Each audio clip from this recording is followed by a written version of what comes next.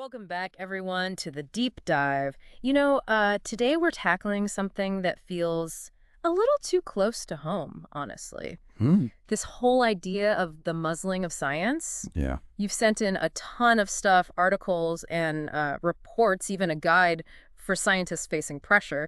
It's pretty clear that this is something you're concerned about. Rightfully so. Yeah, definitely.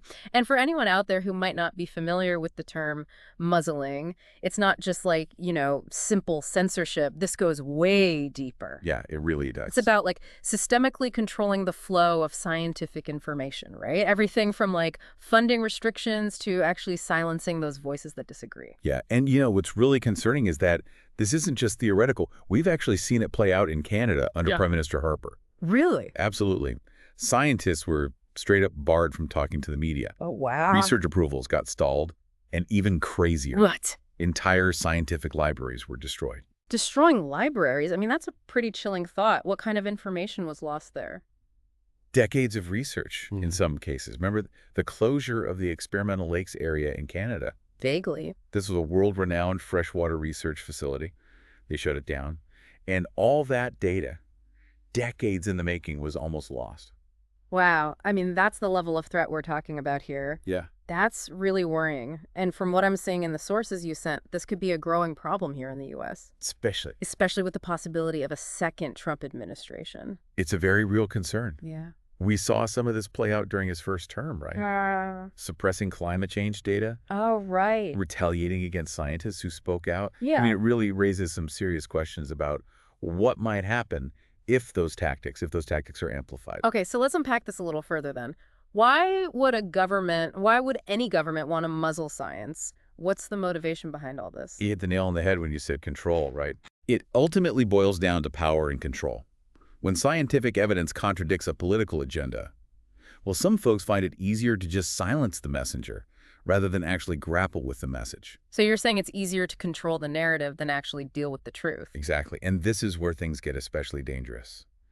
If people can't access accurate information that's not biased, it undermines our ability to make informed decisions as individuals and as a society.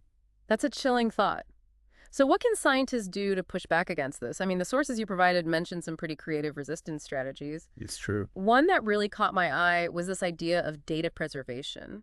Ah, yes. Like, if you can store the information securely outside of the government's control, then it can't just vanish, right? That's the idea. Scientists are being encouraged to back up their data with non-governmental organizations, universities, anyone who can ensure it doesn't just vanish. So it's like creating this kind of shadow library of knowledge, safeguarding it from that political interference. Absolutely. But while backing up this data is super important, isn't there a risk that all this important research just ends up buried in these shadow libraries? That's a good point. Like, how do we make sure it actually reaches the public? Well, that's a valid concern. And it underscores the importance of collaboration. If you have government scientists working alongside folks from universities, external partners, even if one group gets muzzled, the others can still speak out. They can make sure the research gets out there to the public. That makes sense. So it's almost like creating this network of knowledge, where if you try to silence one part of it, it doesn't break the whole chain. Precisely. The sources also mention anonymous communication, Yes. which sounds like something out of a spy movie, honestly. That does, doesn't it? Tell me more about that. Well, think about the Alt National Park Service. You what? The Alt National Park Service. When the Trump administration tried to control the official NPS channels, this sort of rogue group popped up on social media. They were sharing all this scientific information that was being stifled. Really? It was a form of digital activism, reclaiming the narrative when those official channels got closed off. So this Alt National Park Service idea, was it actually effective? Did it reach beyond just those already concerned about the issue? Well, that's a tough one to answer, definitely. Yeah. It certainly raised awareness and gave a platform for dissenting voices, but it's really hard to measure the overall impact. I can see that. Okay, so we've talked about data preservation and anonymous communication, but the sources also suggest that scientists can fight back by using, wait for it, bureaucracy. Oh, the irony. I know, it seems so counterintuitive. It does, doesn't it? Yeah. But sometimes using the system's own weight against itself can be surprisingly effective. So how does that work?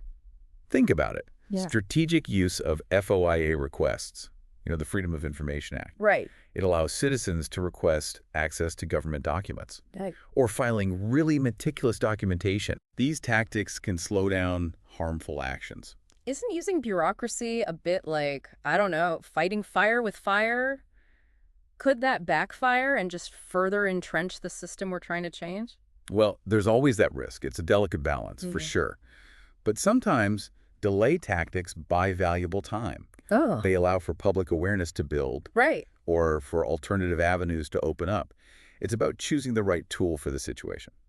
So being adaptable Yes. and being strategic. And recognizing that every delay, every piece of information that gets out, that's a victory in itself. It slowly chips away at that wall of silence. All of this has been super interesting, but it really focuses on what scientists can do, right? Yeah. What about the rest of us, the public? Where do we fit into this? That raises a really important question about the role of the citizen in protecting science.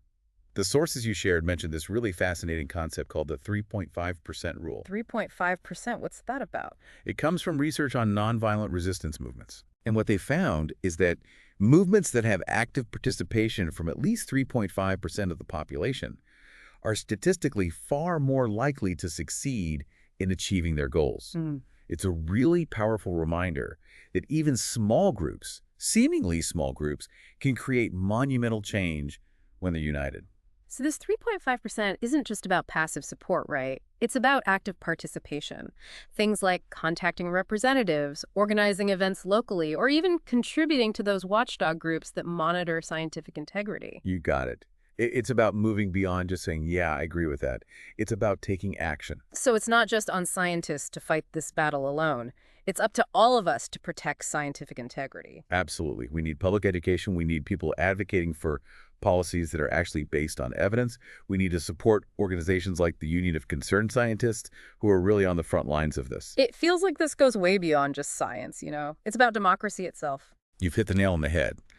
Muzzling science is an attack on our ability to make informed decisions as individuals, but also as a society. It undermines the very foundation of a functioning democracy. Okay, so we can't just sit back and hope this all blows over. Definitely not. We need to be involved, but the sources you sent warn against putting all our eggs in one basket, right? Absolutely. Relying solely on rallies or online petitions, that's not going to cut it. Right. We need a whole range of tactics, strikes, boycotts, you name it. And probably most importantly, this focus on building relationships, fostering trust, creating a movement that's resilient and can adapt. That makes sense. I mean, marches and protests definitely have their place, but they can't be the only tool we use, right? Right. Speaking of tools, that source from the Union of Concerned Scientists, they have a whole toolkit for federal scientists, don't they? With guides on whistleblowing and protecting their online communication. Yes, they even have a guide for dealing with political harassment and legal intimidation. Right. It's pretty sobering, but sadly necessary in this climate. It just highlights the very real risks that scientists and people who speak truth to power might face. It's a reminder that this isn't just some abstract debate, right? No. There are real people, real careers at stake here. Absolutely. That's why it's so important to have groups like the Union of Concerned Scientists out there. Yeah. They provide support, resources, a sense of solidarity. They're like a lifeline for those who might feel isolated or intimidated. It feels like we're talking about a shift in how we think, Not just for scientists, but for all of us. Yeah. We need to be more aware, more proactive. More willing to challenge the status quo. Yeah, exactly. I couldn't agree more. The sources really emphasize this idea of collective responsibility. Yeah. Recognizing that protecting science isn't just the job of scientists. Yeah. It's a civic duty for all of us. We're all stakeholders in this fight for truth and evidence-based decision-making. Okay, so if we zoom out even further, what are the long-term consequences of all of this? What happens if we allow science to just be continually muzzled? Well, the consequences could be devastating. Yeah. We're talking about a world where decisions, policy decisions, are driven by ideology Right. instead of evidence. Misinformation flourishes, and progress, that foundation of progress, scientific discovery, that gets undermined. It's almost like we're sliding back into the dark ages. Yeah. Where superstition and fear, trump reason and logic. It's a powerful image, and honestly, not that far-fetched. If we don't commit to scientific integrity, we risk making decisions that could harm us. Yeah. Our health, the environment, even our future. So this isn't just an academic debate then. No, not at all. There are real-world consequences here. Think about climate change. Right. If we ignore what scientists are telling us, we risk environmental damage that could be catastrophic. Yeah. And it'll impact future generations. Or even public health. Exactly. Yeah. If we just disregard the guidelines that are based on evidence, Right. we're jeopardizing the well-being of entire populations. Okay, that's a pretty terrifying thought. But there's got to be some hope here, right? Yeah. Like the sources mentioned that the Harper era in Canada eventually ended, Right. and the scientific community in the U.S. is pushing back. They are. And it's important to remember that history is full of examples of challenges that seemed insurmountable at the time. Right. Think about the civil rights movement, Yeah. the fight for women's suffrage, LGBTQ+ rights. These were moments where people came together Yeah. and they challenged these deeply entrenched power structures. So there's precedent for this kind of fight. Exactly. It's been done before. It can be done again. It requires that we stay committed to the principles of truth, justice, and evidence-based decision-making. And we have to recognize that this isn't about being partisan. It's about protecting the foundation of a free and informed society. Okay, so we've talked about the problem. We've talked about solutions. But where do we go from here? Like, what can people listening to this actually do to make a real difference? That is the million-dollar question, isn't it? Yeah. The sources really emphasize that it's not about some grand gesture. Right. It's about making this fight part of our everyday lives. So it's about small actions consistently over time. Exactly. Having those tough conversations with family and friends who maybe are skeptical. Yeah. It's about supporting organizations like the Union of Concerned Scientists, even if it's just a small donation. Okay. Making sure that evidence and expertise are valued in our communities. So it's not about waiting for someone else to fix this. It's about each of us taking responsibility, getting informed, and speaking up for what we believe in. You've got it. And remember, even small acts of resistance, when you multiply those by thousands or millions of people, can create a powerful wave of change. It's like that saying, never doubt that a small group of thoughtful, committed citizens can change the world. Indeed, it's the only thing that ever has. I love that. It's a powerful reminder that we're not powerless. We're not. In the face of this. We have agency. Yeah. And it's about understanding this fight isn't just about science. Mm.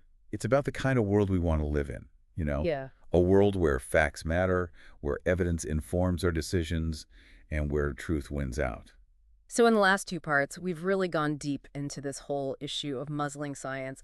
And honestly, it's a bit unsettling, to say the least. It's a challenging topic. It is, but, you know, even though the situation seems kind of bleak, Yeah. the sources you brought, they offer some glimmers of hope, right? And Yeah. we've talked about how we can maybe learn from these past movements that have successfully pushed for change. Exactly. You know, it's easy to feel overwhelmed by the scale of this problem. Totally. But it's crucial to remember that things can change. Jay. Like we talked about with Harper in Canada, it was bad. Yeah. But ultimately, it shows that these tactics can be challenged. Right. And they can be reversed.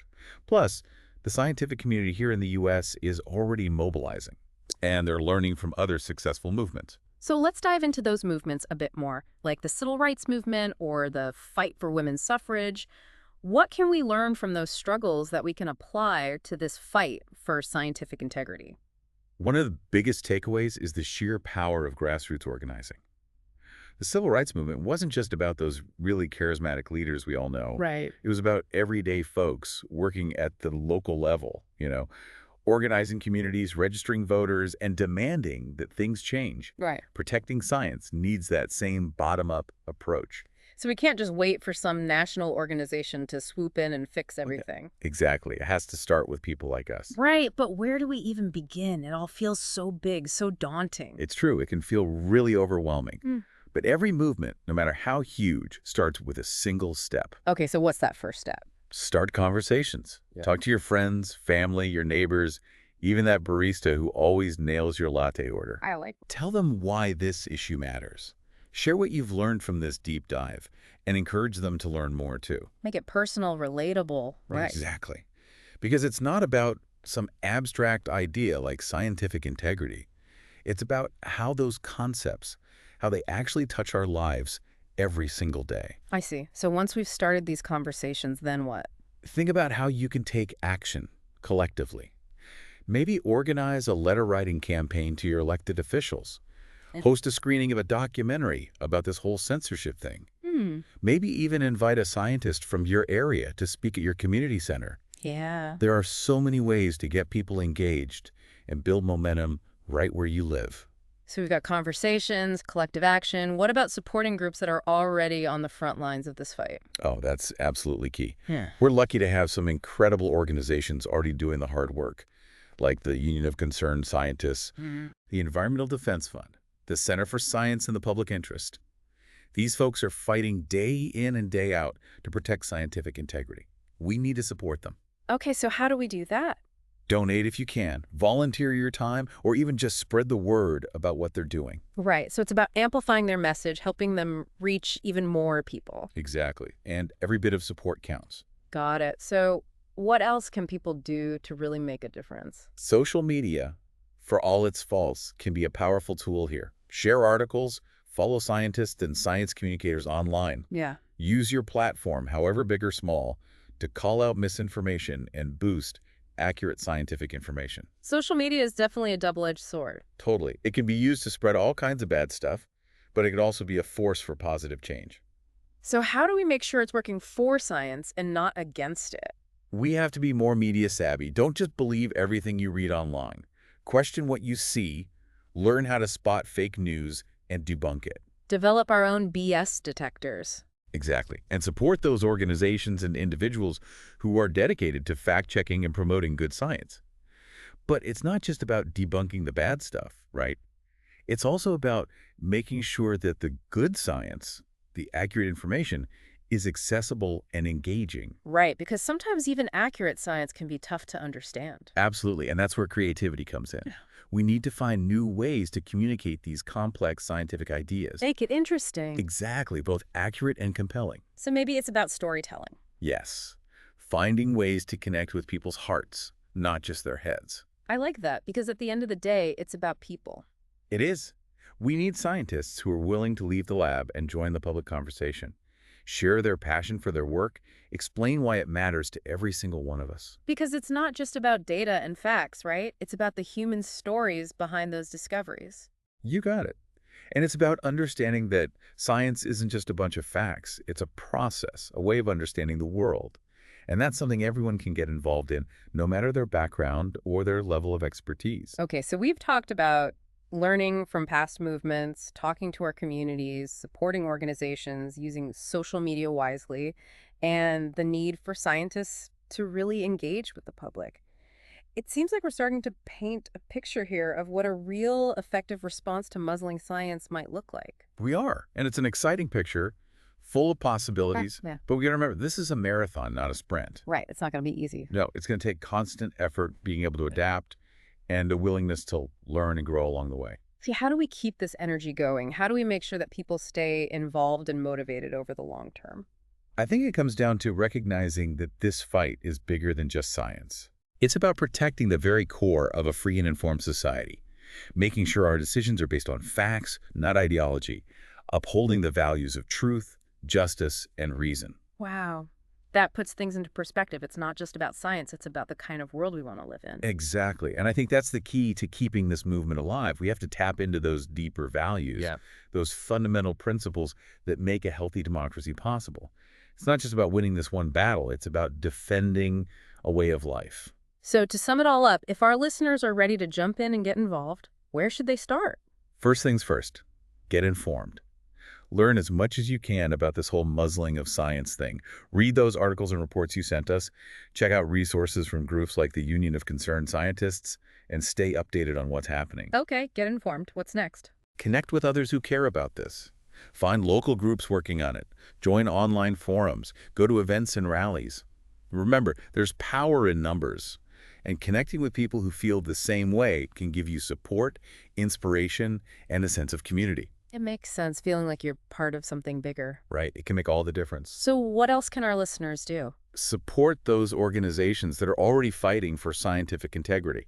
Groups like, as I mentioned, Union of Concerned Scientists, the Environmental Defense Fund, Center for Science and the Public Interest, they're all doing great work. Donate to them, volunteer your time, or just spread the word about what they do. Every bit helps. So it's not just about individual actions, it's about supporting the groups that are already making a difference. Exactly. And that support comes in many forms, money, time, even just getting their message out there on social media. Got it.